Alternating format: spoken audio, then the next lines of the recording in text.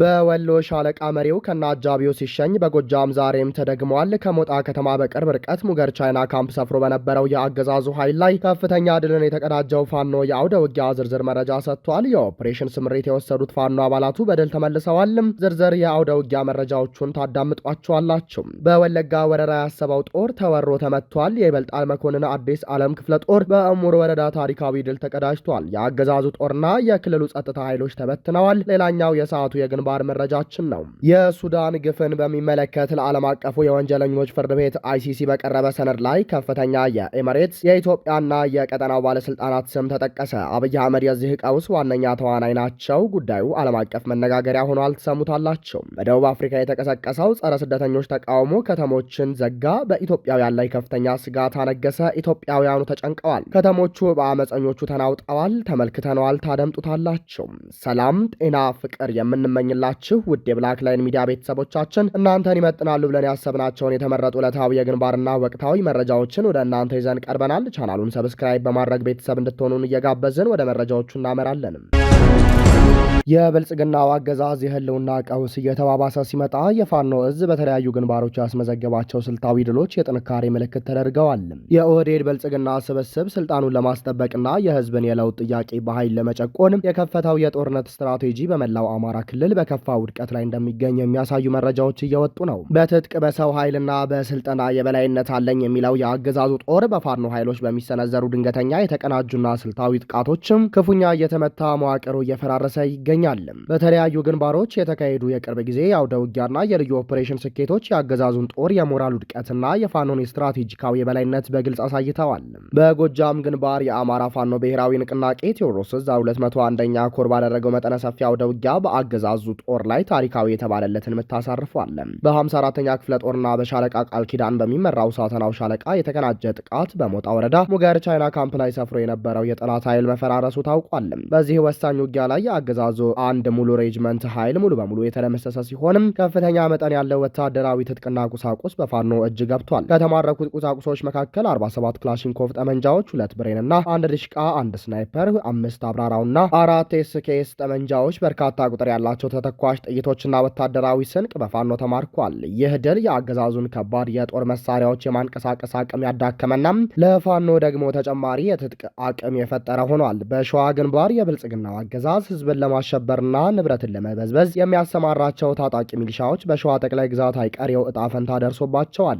በአፋብን ሸዋ ጠቅላይ ግዛት በአሳምነው እዝ መሐመድ ቢሆነኝ ኮር ስር የሚንቀሳቀሰው የደጃዝማች ተሰማ አርጋጤ ክፍለ ጦር ስኬታማ የልዩ ኦፕሬሽን እርምጃ መውሰዱን የእዙ ህዝብ ግንኙነት አስታውቋል። ሰኔ 22 ቀን 2018 ዓ.ም በይፋትና ጥሙጋ አውራጃ አርማ በር ወረዳ አርማንያ ቀበሌ ውስጥ በተንቀሳቀሰው የአገዛዙ ታጣቂ ላይ አርበኛ ፋኖ ገዛኸኝ ዘነበ የተጠናና ጥንቃቄ የተሞላበት ድንገተኛ ጥቃት ሰንዝሯል። በዚህ ፈጣን ወታደራዊ እርምጃ የጠላት ታጣቂ የተደመሰሰ ሲሆን 2 የክላሽንኮቭ ጠመንጃዎችና 30 ጥይቶች በቁጥጥር ስር ውለዋል። የአሳምነው እዝ አመራር እንዳለው ይህ አይነቱ ስልታዊና የተጠና ጥቃት የአገዛዙን ሰራዊት የደህንነት ስሜት የሚያሳጣና የህዝቡን የህልውና ትግል ወደ ላቀ ምዕራፍ የሚያሸጋግር ነው ብሎታል። በወሎ ግንባር በህዝብ ላይ ግፍና በደል በመፈጸም ግንባር ቀደም የነበሩ የአገዛዙ ወታደራዊ መሪዎች ከተሸሸጉበት ምሽግ እየተጎተቱ የሚቀጡበት ኦፕሬሽን በግንባሩ በስኬት ተከናውኗል። በመሃል አማራ ሳይንት ወረዳ ዳንሳ ከተማ ተሸሽጎ የነበረውና የኦህዴድ ብልጽግና ቡድን ስልጣን ጠባቂ የሆነው የሻምበል ማዕረግተኛው የሻለቃ መሪ ሻምበል ስንታየውና አጃቢው መሰረታዊ ወታደር ብርሃኑም በከተማዋ ጎጃም በር በተባለው አካባቢ ሲንቀሳቀሱ እርምጃ ተወስዶባቸዋል። ተልእኮ ተቀብለው ወደ ጠላት ሰርገው የገቡት የፋኖ አባላቱ ፋኖ አበጀ የሚያምረውና ፋኖ ደመቀ ዋስዬ ሻለቃ መሪውን ከነ አጃቢው እስከ ወዳኛው ሸኝተውታል። ይህን አስደናቂ ኦፕሬሽን የመራው የአፋብን ወሎ ቤተ አምሃራ ሚኒሊክ እዝ 105ኛ ኮር ምክትል ዘመቻ ኃላፊ አርበኛ ጎሹ ታረቀ ሲሆን በኦፕሬሽኑም የአጃቢው ስናይፐር መሳሪያ ተማርኮ ገቢ ሆኗል። የፋኖ አርበኞቹ ወደ ክፍለ ጦራቸው ሲመለሱ በአትሮንስ ሻለቃ ከፍተኛ አቀባበል ተደርጎላቸዋል። ታዛቢዎች እንደሚሉት እነዚህ በተለያዩ ግንባሮች የተመዘገቡ ተከታታይ ድሎችም የሚያሳዩት አንድ እውነት ቢኖር የብልጽግናው አገዛዝ በህዝብ ትከሻ ላይ ለመቀመጥ የሚያደርገው ኃይል ሙከራ ሙሉ በሙሉ እየከሸፈ መሆኑን ነው። አገዛዙ የቱንም ያህል የህዝብን ሀብት ለጦርነት ቢያፈስም በቁርጠኝነትና በፍትሃዊነት የሚመራውን የፋኖን የነጻነትና የህልውና ጉዞ ሊገታው አልቻለም። የይበልጣል መኮንን አዲስ ዓለም ክፍለ ጦር በአሙር ወረዳ ታሪካዊ ድል ተቀዳጀ። የአገዛዙ ጦርና የክልሉ ጸጥታ ኃይሎች ተበታትነዋል። በሆሮ ጉዱሩ ወለጋ ዞን በአሙር ወረዳ ስር በሚገኙት አጋምሳና ዋሊ ሉቁማ ቀበሌዎች ላይ ሲያደርስ የነበረውን ዘመናትን ያስቆጠረ ግፍና ዘረፋ ለመቀልበስ የታለመው የተቀናጀ ወታደራዊ ኦፕሬሽን በታላቅ ድል እየተጠናቀቀ ነው። የአፋብን ወለጋ ቢዛሞ ዋንሻ ሰይድ እዝ ስር የሚንቀሳቀሰው የይበልጣል መኮንን አዲስ ዓለም ክፍለ ጦር ዛሬ ማለዳ በወሰደው አስገራሚና ድንገተኛ የማጥቃት እርምጃ ሁለቱም ቀበሌዎች ሙሉ በሙሉ በቁጥጥር ስር አውሏል።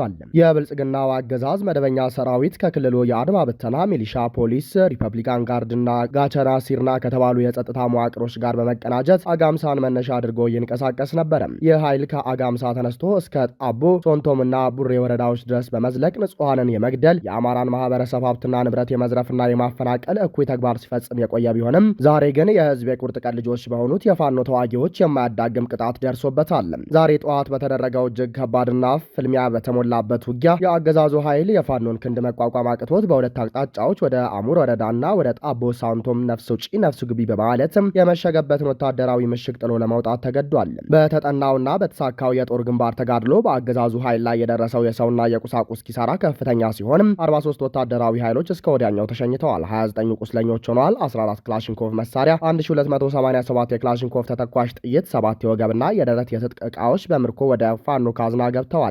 ይህ ድል የብልጽግናን ስርዓት መዋቅራዊ ውድቀትና የተዳከመ የጦር ስነ ልቦና በግልጽ ያሳየ ሲሆን በአንጻሩ የፋኖን ፍጹም ወታደራዊ የበላይነትና ህዝባዊ ዓላማውን አሸናፊነት ዳግም ያረጋገጠ ሆኗል። ጠላት እንደለመደው ውርደትን ተከናንቦ የሽምጥ ጋላቢነቱን ሲያሳይ፣ የነጻነት ታጋዮች ግን አካባቢውን ሙሉ በሙሉ ነጻ በማውጣት አስተማማኝ ሰላም አስፍነው ውለዋል። የወለጋ ቢዛሞ አማራ ታሪክን በክንዱ ኃይልን ደግሞ በፈጣሪው ተማምኖ ነጻነቱን ማብሰር ጀምሯል ሲል የአፋብን ወለጋ ወይም ቢዛሞ ዋንሻ ሰይድ እዝ ምክትል የህዝብ ግንኙነት መምሪያ የይበልጣል መኮንን አዲስ ዓለም ክፍለ ጦር የህዝብ ግንኙነት መምሪያ ኃላፊ አበበ አብርሃም መረጃ አመላክቷል።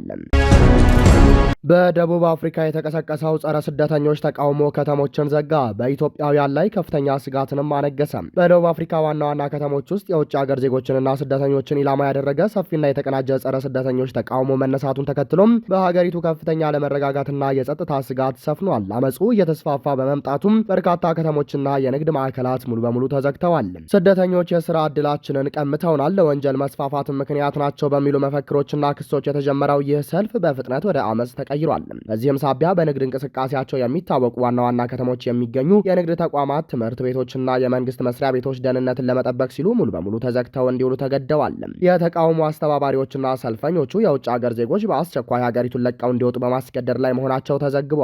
ሁኔታው ከዚህ ቀደም በሀገሪቱ ታይቶ ወደ ነበረውና የሰዎችን ሕይወት ወደ ቀጠፈው አደገኛ የውጭ ዜጎች ጥላቻ ጥቃት ሊያመራ እንደሚችል የሰብአዊ መብት ተሟጋቾች በከፍተኛ ሁኔታ በማስጠንቀቅ ላይ ናቸው። በተለይም የውጭ ሀገር ዜጎች ንብረት የሆኑ ሱቆችና መኖሪያ ቤቶች ላይ ያነጣጠረ ዘረፋና ጥቃት እንዳይፈጸም በመስጋትም የስደተኛው ማህበረሰብ አባላት መውጫ አጥተው ቤታቸውን ዘግተው ለመቀመጥ መገደዳቸው ታውቋል። የደቡብ አፍሪካ የጸጥታ አካላት ሁከቱን ለመግታትና ከተሞቹን ወደ መደበኛ እንቅስቃሴ ለመመለስ ከፍተኛ ቁጥር ያለው የፖሊስ ኃይል ቢያሰማሩም በተለያዩ አካባቢዎች አሁንም ውጥረቱ እንዳልተረጋጋና አመፁ እንዳልበረደ ከስፍራው የሚወጡ መረጃዎች ያመለክታሉ። ይህ በእንዲህ እንዳለ በደቡብ አፍሪካ በንግድና በተለያዩ የስራ ዘርፎች ተሰማርተው የሚገኙ በብዙ ሺህ የሚቆጠሩ ኢትዮጵያውያን የወደፊት እጣ ፈንታና ደህንነት አሳሳቢ ደረጃ ላይ ደርሷል። አሁን ላይ በደቡብ አፍሪካ የሚገኙ ስደተኞች በከፍተኛ ጭንቀትና ስጋት ውስጥ የሚገኙ ሲሆን የብልጽግናው አገዛዝ በሀገሪቱ ለሚገኙ ዜጎች እስካሁን ምንም አይነት ይፋዊ መግለጫም ሆነ ተግባራዊ የደህንነት ጥበቃና መፍትሄ እንዳልሰጣቸው ይታወቃል።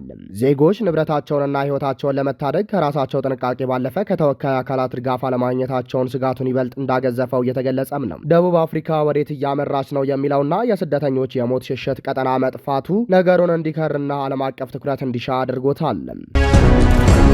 የሱዳን ግፍን በሚመለከት ለዓለም አቀፉ የወንጀለኞች ፍርድ ቤት አይሲሲ በቀረበ ሰነድ ላይ ከፍተኛ የኤሚሬትስ የኢትዮጵያና የቀጠናው ባለስልጣናት ስም ተጠቀሰ። ዓለም አቀፉ የሰብአዊ መብቶችና የህግ ድርጅቶች ስብስብ በሱዳን ዳርፉር ቀውስ ለተፈጸሙት አሰቃቂ ወንጀሎች ድጋፍ በመስጠት እጃቸው አለበት የተባሉ ኢትዮጵያውያንን ጨምሮ የበርካታ ሀገራት ከፍተኛ ባለስልጣናት በዓለም አቀፉ የወንጀለኞች ፍርድ ቤት አይሲሲ እንዲመረመሩ ጠየቀ። በሱዳን የዳርፉር ጭፍጨፋ እጃቸው አለበት የተባሉ የኤሚሬትስና የቀጠናው ባለስልጣናት ስም ለዓለም አቀፉ የወንጀለኞች ፍርድ ቤት አይሲሲ በዝርዝር ለዝርዝር መቅረቡ ተረጋግጧል። በሱዳን ዳርፉር ክልል እየተፈጸመ ያለውን አሰቃቂ የሰብአዊ መብት ጥሰትና የጦር ወንጀል በገንዘብ በደህንነትና በድብቅ ዲፕሎማሲ በመደገፍ እጃቸው አለበት የተባሉ ከፍተኛ የተባበሩት አረብ ኤሚሬትስ ዩኤኢ እና ኢትዮጵያን ብልጽግናን ጨምሮ የቀጠናው ሀገራት ባለስልጣናት በዓለም አቀፉ የወንጀለኞች ፍርድ ቤት አይሲሲ እንዲመረመሩ ይፋዊ ጥያቄ ቀርቧል። የተለያዩ ዓለም አቀፍ የሰብአዊ መብቶችና የህግ ድርጅቶች ስብስብ በጋራ በመሆን ለፍርድ ቤቱ ባስገቡት አዲስ የክስ ሰነድ ላይ የፈጣን ድጋፍ ሰጪ ኃይሉ አርኤስኤፍም በሲቪሎች ላይ ለሚያደርሰው ጭፍጨፋ ድጋፍ የሚሰጡ መረቦችን በዝርዝር በማጋለጥ አቅርበዋል። ሚድል ኢስት አይ የክስ ሰነዱን ዋቢ አድርጎ እንደዘገበው የተባበሩት አረብ ኤሚሬትስ ለፈጣን ድጋፍ ሰጪ ኃይሉ አርኤስኤፍ የምታደርገው የገንዘብና የጦር መሳሪያ አቅርቦትን የሚያመቻቹ ስልታዊ አጋሮች በቀጠናው ተዘርግተዋል ይላል። በፍርድ ቤቱ ሰነድ ላይ ስማቸው የተጠቀሰው አካላትም የተባበሩት አረብ ኤሚሬትስ ከፍተኛ ባለስልጣናት በገንዘብ ዝውውርና በስትራቴጂክ አመራር የጦርነቱን ተጠቃሚዎች በመርዳት ሲከስ የቀጠናው ሀገራት መሪዎችና ደላሎች በማለት ደግሞ የኢትዮጵያ፣ የሊቢያ፣ የቻድ፣ የሶማሊያ፣ የኬንያና የኡጋንዳ ከፍተኛ ባለስልጣናት የጦር መሳሪያ ኮንትሮባንድን በማመቻቸት ድንበርን ክፍት በማድረግና ለጦርነቱ የሎጂስቲክ ሽፋን በመስጠት በጭፍጨፋው ተባባሪ ሆነዋል ተብሏል።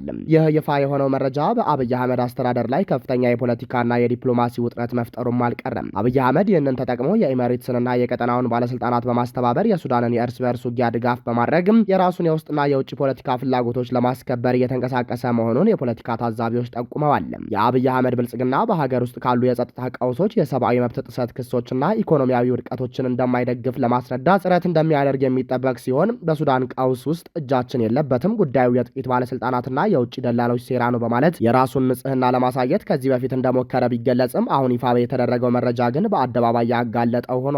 ኢትዮጵያ ከጎረቤቶቿ በተለይም ከሶማሊያ እና ከኬንያ ከሱዳንና ከኤርትራ ጋር ያላት ዲፕሎማሲያዊ ግንኙነት ፈጽሞ የተቋረጠና በጥርጣሬ ውስጥ ባለበት በዚህ ወቅት የእነዚህ ሀገራት ባለስልጣናት በሱዳን የጦር ወንጀል ስማቸው መነሳቱም አብይ አህመድን እኩል ተወቃሽ ብቻ አድርጎታል። የዓለም አቀፉ የወንጀለኞች ፍርድ ቤት አይሲሲ ለቀረበለት ሰነድ የሚሰጠው ምላሽ በቀጠናው ፖለቲካ ላይ ከፍተኛ ተጽዕኖ ይኖረዋል ሲባል ስማቸው በድብቅ የተያዘው የኢትዮጵያና የጎረቤት ሀገራት ባለስልጣናትም ማንነት ይፋ የሚሆን ከሆነ የቀጠናው መሪዎች መድረክና የአፍሪካ ህብረት በሱዳን ጉዳይ ላይ ያላቸው ገለልተኝነት ሙሉ በሙሉ ጥያቄ ውስጥ የሚገባ ይሆናል። የሰብአዊ መብት ተሟጋቾች ግን ፍርድ ቤቱ ያለምንም ዲፕሎማሲያዊ ተጽዕኖ በሰነዱ ላይ የተጠቀሱትን ባለስልጣናትና የገንዘብ መረቦች በአስቸኳይ መመርመር እንዲጀምር በጽኑ እየጠየቁ ይገኛሉ ሲል ዘገባው ጨምሯል። ክቡራንና ክቡራት አድማጭ ተመልካቾቻችን ለሰዓቱ የነበረን የዜናና የመረጃ ስርጭታችን ይህንን ይመስል ነበር። ቻናሉን ሰብስክራይብ በማድረግ ቤተሰብ እንድትሆኑን ጋበዝን። ጤና ይስጥልንም።